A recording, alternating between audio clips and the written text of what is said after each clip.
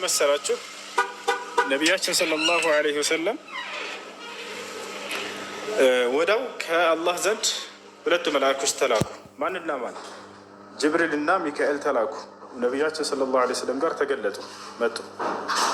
ጅብሪል እና ሚካኤል መጡ። ከነቢያችን ሰለላሁ ዐለይሂ ወሰለም ከራሳቸው ስር ጅብሪል ተቀመጠ፣ ሚካኤል ደግሞ ከእግራቸው ስር ተቀመጠ። ለዚያውም የነቢይነታቸው ማረጋገጫ ቅድም ምን ብለናል?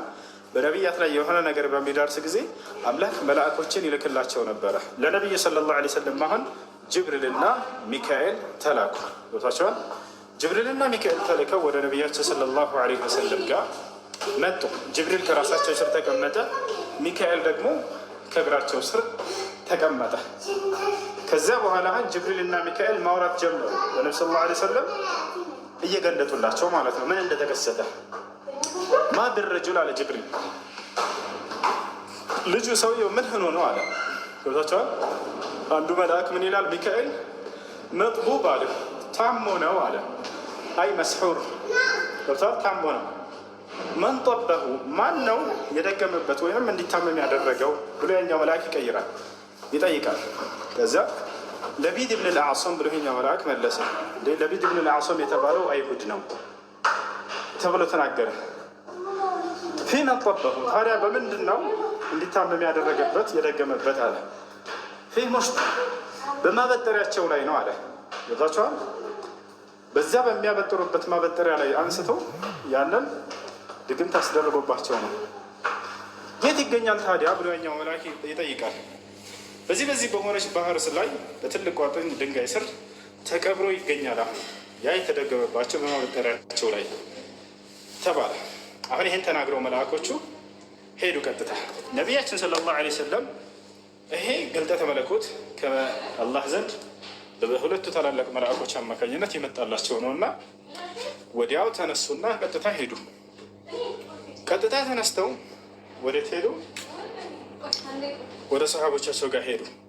ጠዋት ላይ ማለዱና በጠዋት ሄደው ወደ ሰሃቦቻቸው ጋር ሄዱና አሏቸው፣ አሁን ተመልከቱ፣ እዚህ ባህር ላይ እንዲህ አይነት ቋጥኝ ድንጋይ፣ ትልቅ ቋጥኝ ድንጋይ ታገኛላችሁ። ከእርሱ ስር የማበጠሪያ ታገኛላችሁ። እሱን አንሱትና ይዛችሁት ነው አሏቸው። ከዛ ውሃ አፍስሱበት አሏቸው። አሁን በተናገሩበት መሰረት ያ ሲፈጸም ተመልከቱ። እንደለ ቀጥታ ሰሃቦች ሄዱ። ሰሃቦች ቀጥታ ሲሄዱ ጊዜ ምን አገኙ? እዚያ እንዳሏቸው ከተናገሩበት ቦታ ከተናገሩበት ድንጋይ ስር ያንን ነገር ያገኙታል። ቦታቸውን አገኙት። ወዲያውም መጣ፣ እሱን ውሃ አፈሰሱበት ማለት ነው።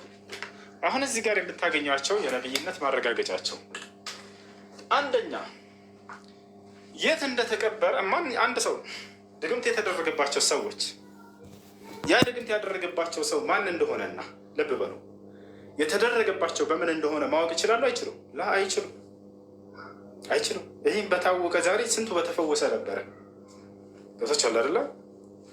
ነገር ግን ነቢያችን ሰለላሁ ዐለይሂ ወሰለም የት እንዳለና ማን እንዳደረገው አወቁ። የት እንደተደረገ በምን ላይ እንደተደረገ አወቁ። ይሄ ሁሉ ሶስቱ የነቢይነት ማረጋገጫ ሲሆን አንደኛ የት እንዳለ አወቁ። ገብታችኋል? ቅድም ምን ተባብለናል? ከልጁ ጋር ከእረኛ ጋር አንድ ሰው በቦታ የሌለን ነገር የሩቅን ነገር ከተናገረ እንዲህ እዚህ ቦታ ላይ አለ ብሎ ከተናገረ በተናገረው መሰረት እውነት ሆኖ ከተገኘ የነቢይነት ማረጋገጫቸው ነው ብለናል። ገብታችኋል? የአንድ ነቢይ የነቢይነት ማረጋገጫ ይሄ ነው። ነቢ ሰለላሁ ዐለይሂ ወሰለም የት እንዳለ አንደኛ አወቁ። ሁለተኛ በምን ላይ እንዳደረጉባቸው አወቁ። ሶስተኛ ማን እንዳደረገባቸው አወቁ። በተባለው መሰረት ሁሉም እውነት ሆኖ ተገኘ። ይህ በእርሳቸው ላይ ጥያቄ ያስነሳል ብለው ያነሱት ሐዲስ፣ እርሳቸውን ነቢይነታቸውን ለማስካድ ያነሱት ሐዲስ የእርሳቸውን የነቢይነታቸውን እውነተኛ ነቢይነታቸውን ማረጋገጫ ሆኖ በዚህ ይገኛል ማለት ነው። ገብታችኋል አይደለ? ይሄን ይመስላል።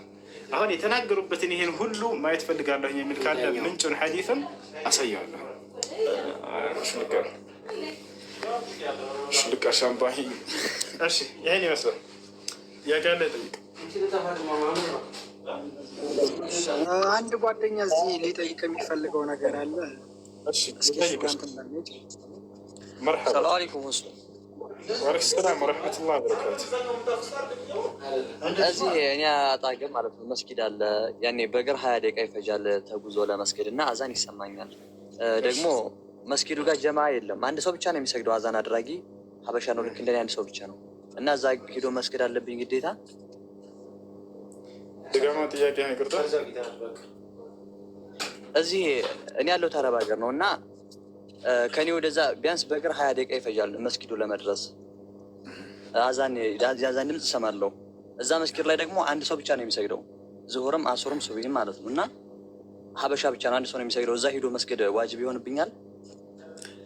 ቃለ ነቢይ ሰለላሁ ዐለይሂ ወሰለም መን ሰሚዐ ኒዳእ ፈለም የእቲ ኢለል መስጂድ ፈላ ሰላተ ለሁ ኢላ ሚን ዑዝር ወልዑዝሩ ሁማ አልመረዱ ወልኸውፍ። ነቢያችን ሰለላሁ ዐለይሂ ወሰለም ምን አሉ? የአዛን ድምፅ ሰምቶ ወደ መስጅድ በመሄድ ሶላትን ያልሰገደ ሰው ቤቱ ቢሰግድ ሶላት የለውም አሉ። ወንድን አስመልክተው ነው፣ ሴቶችን አይመለከትም። ሴቶች ወደ መስጅድ ሄደው መስገድ ግዴታ ስላልተጣረባቸው ቤታቸው መስገድ ይችላሉ። ለምን ይሄ የተፈቀደላቸው ወደ ብለው እንመጣለን። ያ እንምጣ በቃ። ሴቶች ለምንድን ነው ቤታቸው መስገድ የተፈቀደላቸው? ምክንያቱም ሶላቶች 5 አውቃት ሶላቶች፣ ሌሊት የሚሰገዱ ሶላቶች አሉ። የሱብሒ ሶላት፣ የዒሻ ሶላት። እነዚህን የሌሊት ሶላቶች ሴት ልጅ ብቻዋን ተነስታ የአዛን ድምፅ በሰማሽበት ቦታ ሄደ ስግዝህ ነይ ብትባል አይከብድም? በጣም ይከብዳል። ሴት ልጅ በተፈጥሯ የመፍራት ባህሪ አላት። ወንድ ልጅ ግን ደፋር ነው። እንዲህ አይነት ነገራቶችን ጨለማ ነው እና ብሎ እንትን አይደለም። ሴቶች ከሆኑ ግን ያንን ሌሊት ተነስታችሁ ሄዳችሁ ስገዱ ቢላቸው ኑሮ አያስኬድም ነበር። ስለዚህ ሴቶችን አላህ አቀለለላቸው። ታዲያ አቅለሎላቸው ምንዳቸው ያነሰ ይሆናል ወይ ከወንዶች? አይሆንም። እኩል ከወንዶች ጋር ያገኛሉ። ለምን?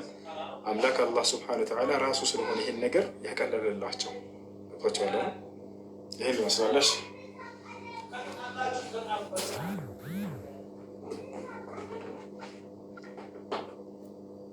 የቀለ